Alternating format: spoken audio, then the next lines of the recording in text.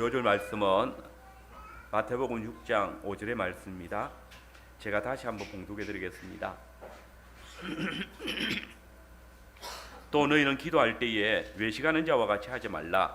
그들은 사람에게 보이려고 회당과 큰 거리 어귀에 서서 기도하기를 좋아하느니라. 내가 진실로 너희에게 이르노니 그들은 자기 상을 이미 받았느니라. 아멘. 지난번에 구제에 관한 설교를 하면서 말씀드린 것처럼 이 외식이라는 단어는 원래 배우하다, 그 다음에 연기하다라는 단어에서 나왔습니다. 외식하는 자라는 말은 근본적으로 자기 자신이 아닌 전혀 자신과 다른 모습으로, 가장된 모습으로 살아가는 사람이라는 그런 의미입니다. 그런데 이런 외식이 가장 잘 먹히는 영역이 바로 이 종교계가 아닐까 여겨집니다.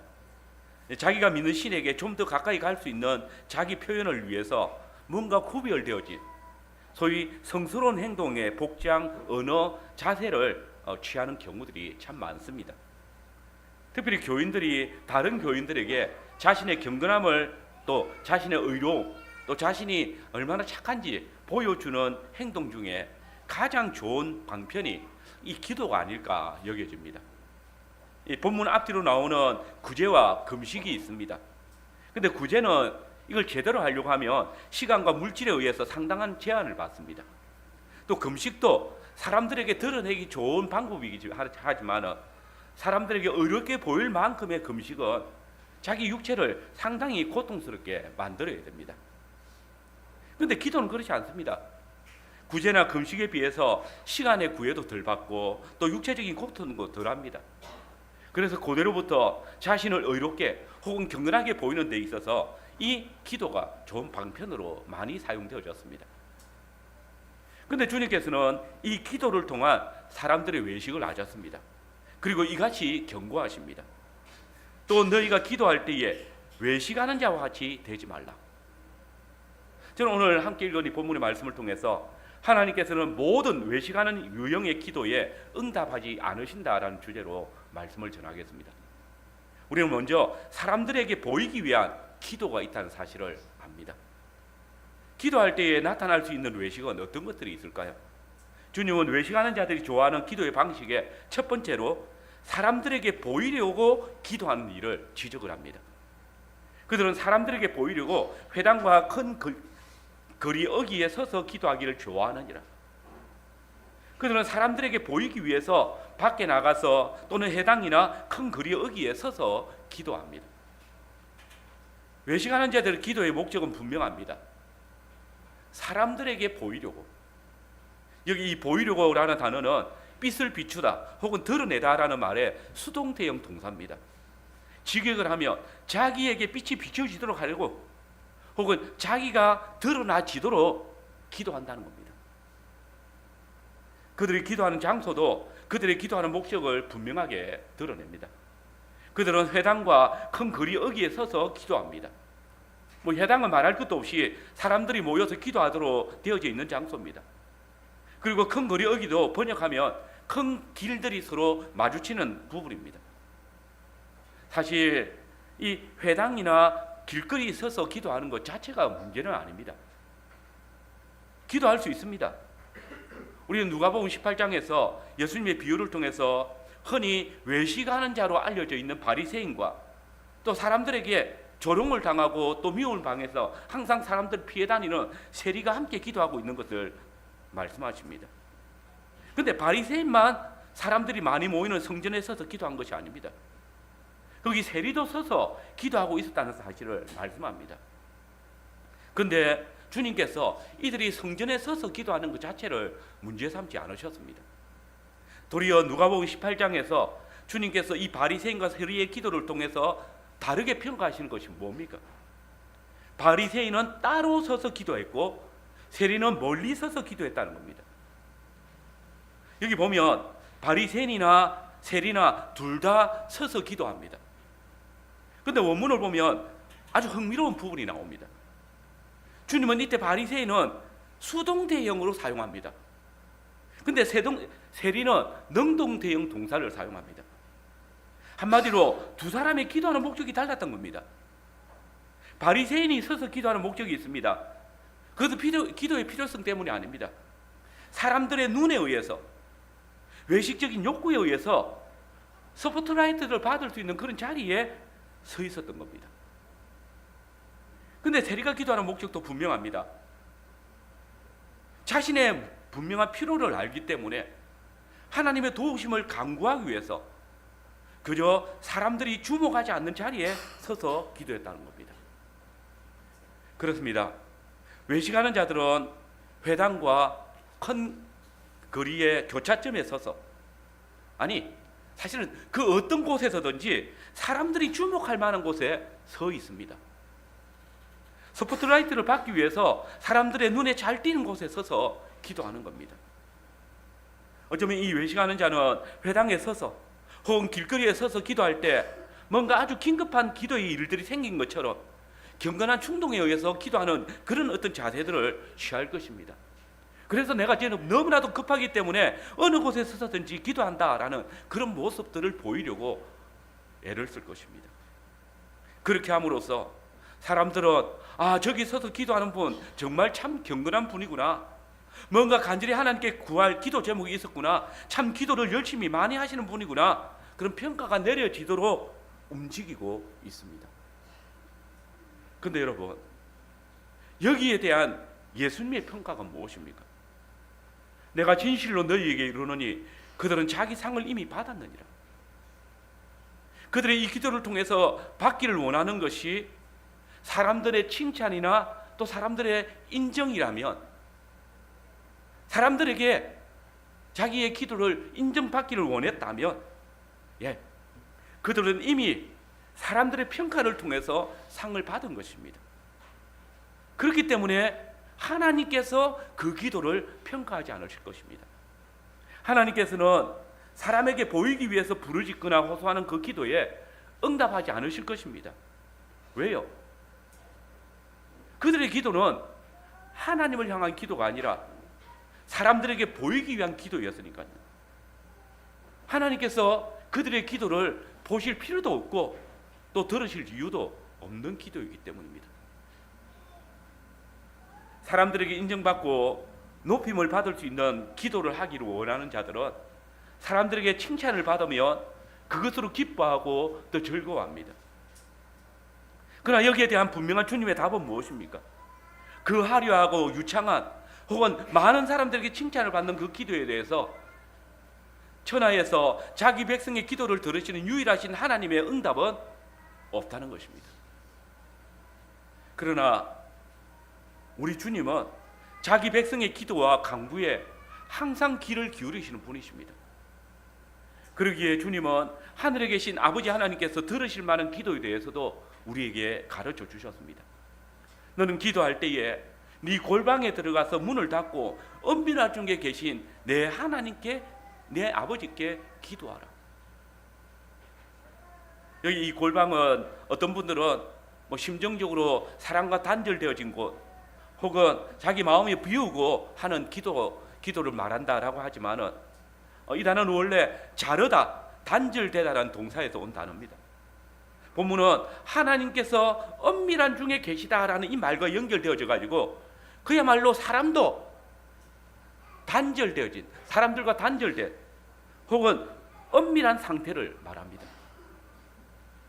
앞서 예로 든 세리가 멀리 서서 기도했다고 하는데, 그때 그가 사람들의 주목을 받지 않는 곳, 혹은 기도하는 장소라고 여겨지지 않는 곳, 사람들에게 은밀하게 되어진 곳 있었다는 말입니다. 그렇습니다. 사람들이 보든지 보지 않든지 사람들과의 교통이 아니라 오직 하나님과의 교통을 위해서 기도하는 모습을 말합니다. 이삭이 사람이 없는 들에 가서 묵상을 했던 것이나 베드로가 지붕 위에 올라가서 기도했던 것, 다 골방에서 은밀하게 기도하기 위함입니다. 여러분, 우리가 믿는 우리 하나님이 사람들이 보지 못하는 하늘에서 우리를 은밀히 보시는 분이십니다. 그분은 자기 백성이 사람의 눈에 띄지 않는 방에서 은밀히 기도할 때에 그것을 은밀한 중에 보고 계시는 분이십니다. 엄밀한 중에 계신 하나님은 엄밀한 곳에서 엄밀하게 기도하는 자의 기도를 들으시고 갚으실 것이라고 말씀합니다. 그러므로 하나님이 우리의 기도에 응답하시기를 원한다면 우리는 엄밀히, 쉽게 말해서 사람들에게 보이기 위한 기도가 아니라, 사람들이 나의 기도를 듣고 감동을 받도록 하기 위한 것이 아니라, 사람들의 평가를 받기 위한 기도가 아니라 우리의 기도를 들으시는 하나님께 마땅히 기도하는 것입니다. 여러분, 오늘 본문이 우리에게 무엇을 말합니까? 사람들에게 보이기 위해서, 사람들에게 들려주기 위해서 기도하지 말라는 것입니다. 사람들의 인정을 받거나 칭찬을 얻기 위해서 기도하지 말라는 것입니다. 사람들 앞에서 기도하는 것은 하나님께 기도하는 것이 아니기 때문에 하나님의 응답이 없습니다. 그저 사람의 칭찬이라는 응답을 상으로 받을 뿐입니다. 어떤 분들은 엄밀하게 골방에서 기도해야 된다라는 이 말을 잘못 적용해서 공동으로 기도하는 기도 모임에 나오지 않겠다고 말하는 이들도 있습니다. 그들은 말하기를 저는 엄밀하게 기도하는 사람입니다. 그러니 기도 모임에 가지 않겠습니다. 그러면 성경은 다른 사람들이 있는 곳에서 기도하지 말라고 명하고 있습니까? 주님께서 말씀하시는 이것은 함께 모여서 기도하는 것들이 잘못됐다는 말입니까? 교회의 기도회나 여러 사람이 모인 곳에 기도하는 것이 문제라고 지적하시는 것입니까? 그러나 우리는 이 말씀이 공적으로 하는 기도 모임을 금지하는 것이 아님을 압니다. 다른 사람들과 함께 기도하는 것을 금하고 혼자서만 기도하는 것이 옳다라고 말씀하시는 것이 아님을 알고 있습니다. 오히려 성경은 성도들이 함께 모여서 부르짖어 기도하는 것들을 많이 보여주고 또 명하고 있습니다. 결국 주님의 이 말씀은 사람들과 함께 기도하는 것에 대한 문제가 아니라 사람들 앞에서 또는 사람들에게 보여주기 위한 기도에 문제가 있다는 것을 말씀하신 것입니다. 사실 우리는 혼자 골방에서 기도할 때도 사람들 앞에서 기도할 수 있다는 사실을 주의해야 합니다. 혼자 기도원에 다녀온다고 사람들에게 선전을 하거나 또 여러 사람들이 모인 앞에서 나는 기도하기 위해서 요 며칠 골방에 들어가야 되겠다라는 의사를 드러냅니다. 그렇게 함으로써 저분은 늘 저렇게 조용히 기도하는 분이구나라는 평가를 얻으려고 합니다. 기도원에 가고 혼자 다른 방에 찾아 기도하는 것 자체가 문제가 될 수 없습니다. 그러나 그런 기도 역시 사람들 앞에서의 기도가 아니라 하나님께만 향한 기도여야 합니다. 사람들의 평가를 생각할 필요가 없는 것입니다. 주님의 가르침은 무엇입니까? 기도할 때에 혼자 있든지 다른 사람들과 함께 있든지 우리는 오직 우리 하나님께만 관심을 집중하고 기도하라는 말입니다. 이것이 엄밀한 기도입니다.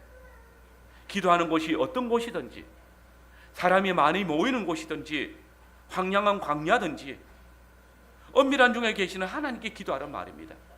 이것이 골방에서 하는 기도입니다.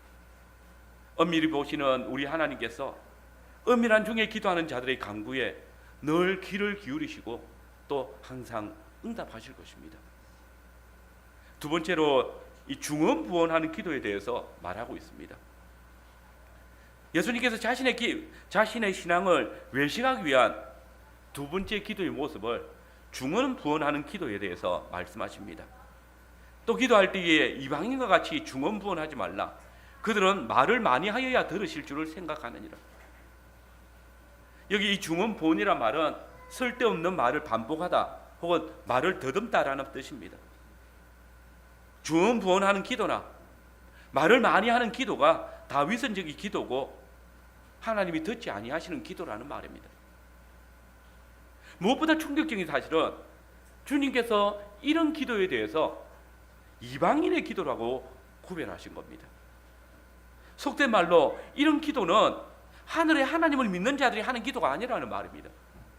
하나님을 알지 못하는 이방인들에게 하는 기도 자세라는 말입니다. 우리는 이방인들이 자신들의 신에게 기도할 때에 어떤 방식으로 하는지 열왕기상 18장에 똑똑히 보았지 않습니까? 잘 아시는 대로 엘리야의 때에 아합이 하나님을 떠나 바알과 아세라를 섬기고 있을 때 엘리야와 450인의 바알 선지자들이 갈멜산에서 함께 대결했습니다. 그때 바알 선지자들을 보시면 아침부터 낮까지 바알의 이름을 부르면서 기도했습니다. 그래도 응답이 없자 이번에는 저녁 소제를 드리는 시간까지 가능한 한 자신들의 신이 들을 수 있도록 큰 소리로 신들의 이름을 부르고 또 그 신들의 관심을 끌기 위해서 자기 몸에 상처를 내고 또 부릅니다. 한마디로 하루 종일 자신들의 신을 불러내기 위해서 별별 짓을 다 했다고, 오만 말을 다 했다고 말하고 있습니다. 실상 오늘날도 이런 비슷한 경우가 이방 종교에는 있습니다. 이슬람권에는 매일 5번씩 시간에 맞춰서 회당에 가서 기도문을 보고 기도해야 합니다. 그래야 알라 신이 듣고 응답하여 주신다고 믿습니다. 불교도들은 탑을 끊임없이 돌면서 혹은 불당 앞에서 수없이 많은 절을 하면서 똑같은 말을 반복하거나 무릎을 꿇으며 자신들의 소원을 비는 것을 볼 수 있습니다. 샤머니즘에서도 별반 다르지 않습니다. 그들은 나무나 바위나 심지어 작은 물건에라도 의미를 붙이고 이름을 붙여서 그것들에게 절을 하고 손을 비비며 똑같은 것들을 반복해서 기원합니다. 대부분의 이교도들은 자신들이 그렇게 하여야 소원하는 바가 얻을 수 있다라고 생각합니다. 예수님 당시에 유대인들도 별반 다르지 않았습니다. 사실 이 유대인들은 이방인들을 아주 경멸한다는 사실을 잘 알지 않습니까? 그러나 야훼 하나님을 향한 그들의 종교 행위는 크게 다르지 않았습니다. 그들 역시 하나님께서는 최선을 다해서 혹은 힘을 다해서 크게 많이 부르짖으면 잘 응답하신다고 생각했습니다. 선지서들을 보시면 유대인들이 더 많은 제사, 더 많은 제물, 더 많은 금식, 더 많은 기도로 하나님을 기쁘시게 할 수 있다고 그렇게 생각했던 것을 볼 수 있습니다. 그러면 이런 일들이 오늘 교회 안에서는 사라졌습니까? 요즘 한국교회 목회자들은 성도들에게 새벽 기도회를 새복 기도회라고 가르칩니다. 반복적으로 기도하면 이루어 주신다고 1000번째라는 이름의 기도와 헌금을 요구합니다. 새벽에 오래 기도하는 것, 빠지지 않고 참석하는 것, 그게 신앙의 척도라고 정하고 있습니다. 이는 이방인들의 방식으로 기도를 생각하는 겁니다. 새벽 기도회를 사마니즘의 부속행위처럼 만들어 놓고 있는 것입니다. 예수님은 바로 이 사실을 알고 계셨기에 당신에게 나온 무리들에게 이제 이런 이방인들의 기도 방식을 절대로 본받지 말라라고 말씀하시는 겁니다. 예수님께서는 이런 기도가 하나님의 백성들에게는 불필요한 기도라고 하십니다.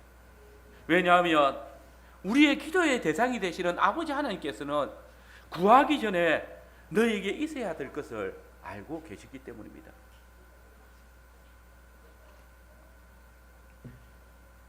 실상 이 말은 오해의 여지가 있을 수 있습니다.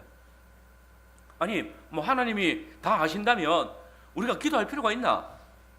하나님은 사랑의 하나님이시니까 그냥 사랑하는 자기 백성들이 우리가 구하기 전에 다 응답하여 주시지 않겠나?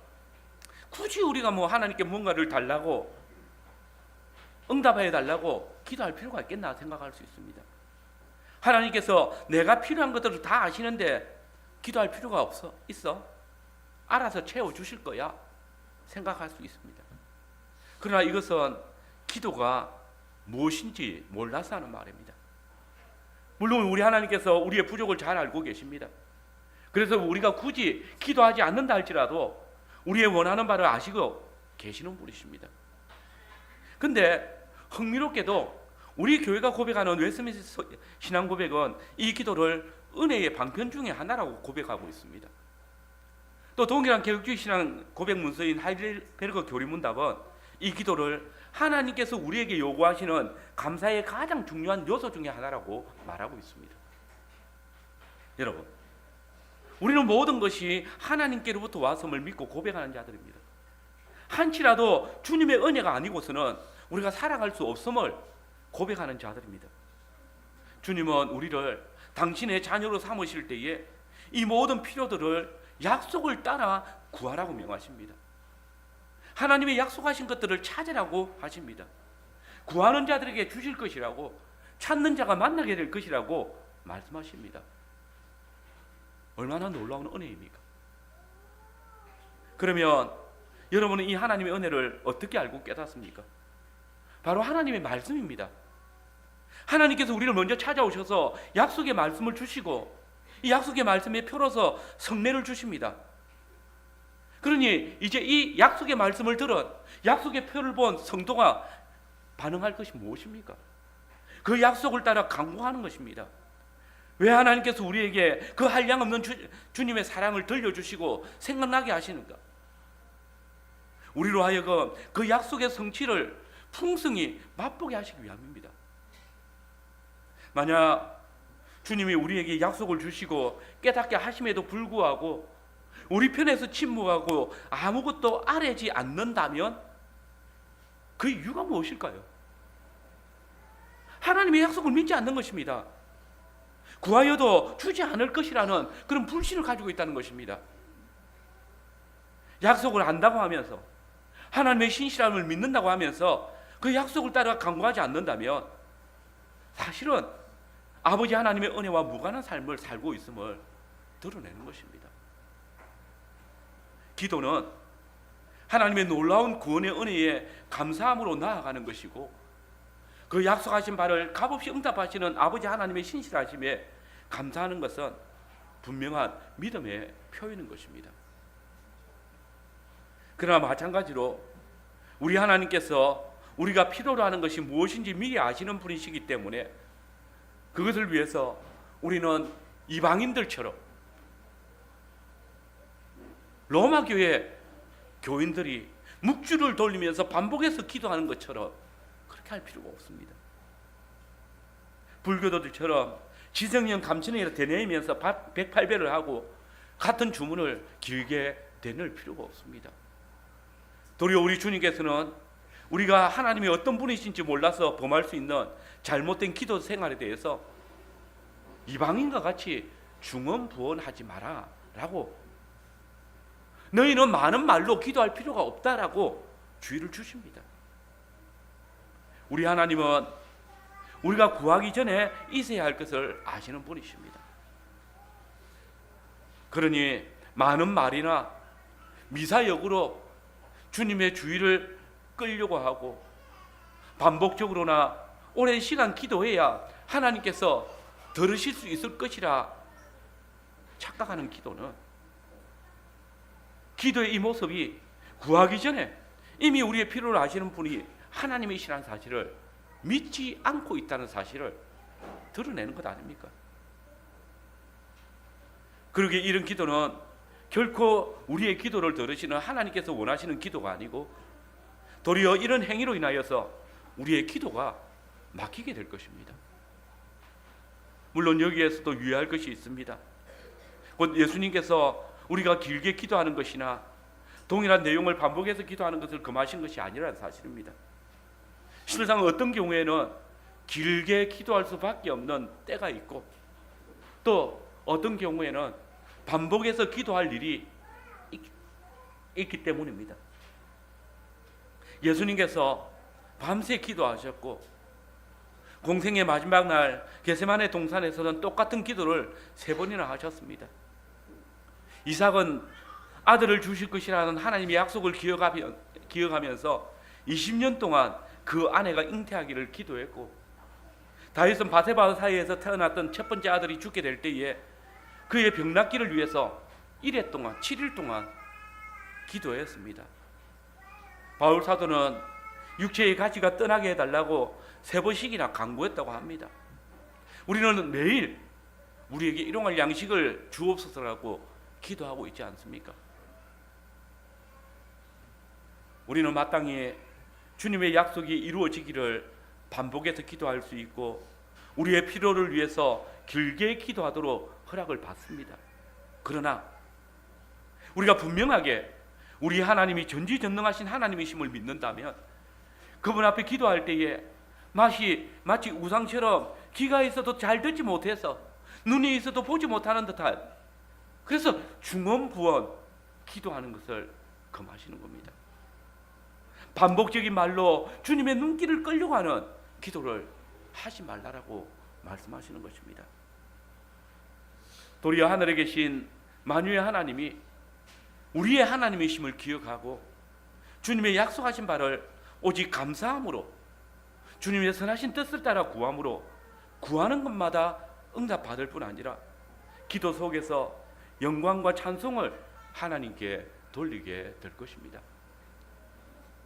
마지막으로 잘못된 용서와 기도에 관하였습니다. 사실 이 오늘 본문 14절과 15절은 참 독특합니다. 문맥상. 조금 전까지 기도에 관해서 가르치시던 예수님께서 갑자기 형제의 잘못을 용서하는 문제를 가르치시기 시작한 것입니다. 사실 용서에 대해서 가르치실 거라면 앞에 마태복음 5장 43절 이하에 원수를 사랑하라는 말씀과 연결해가지고 너에게 잘못한 형제를 용서하라고 말씀하시는 게 더 문맥적으로 자연스럽지 않습니까? 이것도 아니라면 차라리 마태복음 18장에 형제가 죄를 범하면 몇 번이나 용서해야 합니까? 라는 그 베드로의 질문과 연결해서 말씀하셨다면 더 문맥적으로 좋지 않을까 생각이 듭니다. 그러나 여러분, 우리는 모든 성경이 하나님의 감동으로 된 것을 믿습니다. 그러므로 이 형제의 잘못에 대한 용서 역시 예수님께서 가르치신 기도와 관련해서 나타난다는 사실을 알아야 합니다. 본문에서 주님은 너희가 사람의 잘못을 용서하면 너희 하늘 아버지께서도 너희 잘못을 용서하시려니와 너희가 사람의 잘못을 용서하지 아니하면 너희 아버지께서도 너희 잘못을 용서하지 아니하시리라 라고 하시면서 용서에 대한 조건을 말씀하십니다. 그런데 여기서 중요한 것은 무엇을 용서하느냐입니다. 그게 뭡니까? 잘못입니다. 그런데 여기 이 잘못이란 말은 원문에 옆으로 미끄러지다 혹은 무엇에 걸려 넘어지다 라는 단어에서 왔습니다. 다른 본문에서는 이 단어를 넘어지다, 범죄하다, 허물을 지다 라는 뜻으로 번역을 했습니다. 그런데 여러분, 발을 헛디뎌서 넘어지는 일, 혹은 길을 잘못 들어서 잘못을 범하는 일, 이런 일들은 사람이라면 누구라도 한 번쯤 경험하는 일이지 않습니까? 누구라도 범할 수 있는 그런 실수들입니다. 그러니 본문에서 이 용서해야 할 형제의 잘못은 누군가가 고의로 죄를 짓거나 고의로 악을 행한 것이 아니라 누구라도 범할 수 있는, 그야말로 부지 중에 실수한 일을 의미합니다. 그리고 우리 하나님께서 사람이 부지 중에 지은 죄와 고의로 범한 죄에 대해서 얼마나 다르게 대하시는지도 우리는 율법을 통해서 잘 알고 있습니다. 율법은 고의로 지은 죄에 대해서는 엄격한 하나님의 심판을 선포하고 있습니다. 그러나 부지 중에 지은 죄에 대해서는 언제든지 이 죄를 피할 수 있는 길을 열어주십니다. 우리가 잘 아는 민수기 35장의 말씀에 보시면 도피성 규례가 나옵니다. 그때 부지 중에 사람을 죽인 자는 도피성에 피해서 당대 대제사장이 죽을 때까지 생명을 지킬 수 있습니다. 그리고 대제사장이 죽은 후에는 다시 자유할 수 있다라고 말씀하십니다.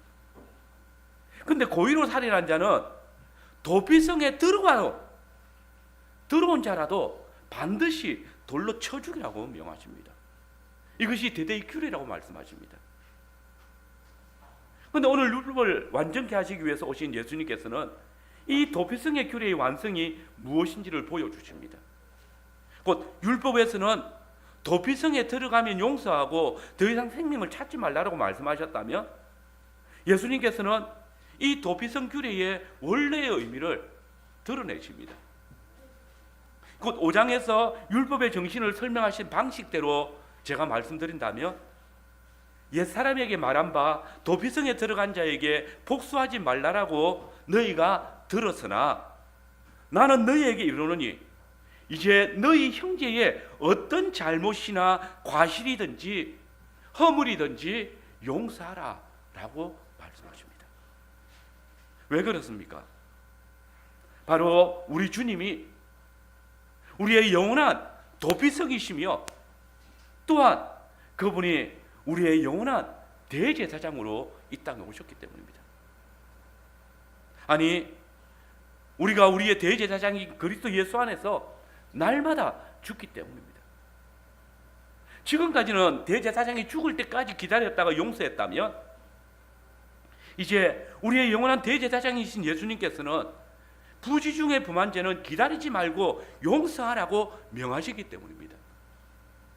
내가 영원한 도피성이며 내가 영원한 대제사장이시기 때문입니다. 고의로 범한 죄가 아니라면 무엇에 걸려 넘어진 일에 대해서는 묻지 말고 용서하라고 명하십니다. 그런데 이 말씀, 곧 너희가 서로의 잘못을 용서하라, 그러면 하늘 아버지께서도 너희 잘못을 용서하실 것이라는 이 말씀, 이게 어디에 나온 말씀입니까? 바로 앞에 주님께서 우리에게 가르쳐 주신 5번째 기도문입니다. 우리가 우리에게 죄 지은 자를 사하여 준 것 같이 우리 죄를 사하여 주시옵고. 이 5번째 강구에 대한 자세한 설명은 다음 본문, 다음에 산성순 설교할 때 다시 하고요. 어쨌든 이 본문은 하나님, 우리가 형제를 용서했으니 하나님도 우리를 용서하시라는 그런 식의, 아니면 우리가 하나님께 용서받기 위해서는 우리 편에서 먼저 형제의 잘못을 용서해야 된다, 이런 소위 행위 구원적인 기도가 아니라 우리가 우리의 이웃이나 형제들의 잘못이나 죄를 용서하여 주는 것이 내가 하나님으로부터 죄의 용서함을 받았다는 증거라는 그런 의미입니다. 그리고 주님은 바로 이어서 너희가 사람의 잘못을 용서하면 너희 하늘 아버지께서도 너희 잘못을 용서하신다라고 말씀하시는 겁니다. 한마디로 하나님으로부터 죄 용서함을 받은 자들은 부지 중에 우리에게 잘못한 자를 사여 줘야 한다. 그래야 하나님 편에서 우리의 죄를 사여 주시기를 기도할 수 있다고 말하는 겁니다. 이 사실을 주님은 마태복음 18장에 1만 달란트 탕감 받은 종의 비유를 통해서 분명하게 가르치십니다. 1만 달란트 빚진 종이 주인에게 간구했습니다. 기도했습니다. 주인은 그 기도를 듣고 그 1만 달란트를 다 탕감해 주었습니다. 기도에 응답해 주셨습니다. 그런데 그 종은 자기 동료의 작은 빚, 곧 잘못을 용서하지 않았습니다. 그때 주인은 그 1만 달란트 빚진 자에게 탕감해 주었던 그 빚을 다시 다 갚도록 하셨습니다. 이 비유에 비추어 주기도문의 5번째 강구를 뒤집어 보면 우리가 하나님께 많은 빚의 탕감을 받았지만 우리에게 조금 빚진 자를 사여 주지 않는다면 우리의 빚을 탕감하신 하나님께서도 다시 우리의 죄의 값을 청구하신다는 사실을 알게 하옵소서라는 기도가 되는 겁니다. 그래서 마가복음 11장 25절에서 주님은 동일한 의미로 너희가 서서 기도할 때에 아무에게든지 혐의가 있거든 용서하라. 그리하여야 하늘에 계신 너희 아버지께서도 너희 허물을 사하여 주시리라 강조하셨던 겁니다. 기억하십시오. 주님은 너희가 너희에게 잘못을 범한 사람을 용서하였느냐? 하늘의 아버지께서는 너희가 하나님께 범한 잘못을 용서하셨다라고 말씀하십니다. 그리고 이어 너희가 사람의 잘못을 용서하지 않을 것이냐? 그렇다면 너희 또한 하나님으로부터 너희 잘못을 용서받을 수 있다는 어떤 기대도 가지지 말라라고 말씀하십니다. 형제의 잘못을 용서하지 않으면서 나의 죄는 사여달라고 기도한다면 그 기도는 결코 응답되지 않을 것이라는 말입니다. 그런데 여러분, 바로 이 용서의 기도에도 치명적인 기도의 외식이 숨어 있을 수 있다는 사실을 알아야 합니다. 곧 하나님 편에서 죄를 용서하지 않았음에도 불구하고 자신은 마치 죄의 용서함을 받은 것처럼 사람들 앞에서 외식할 수 있다는 겁니다.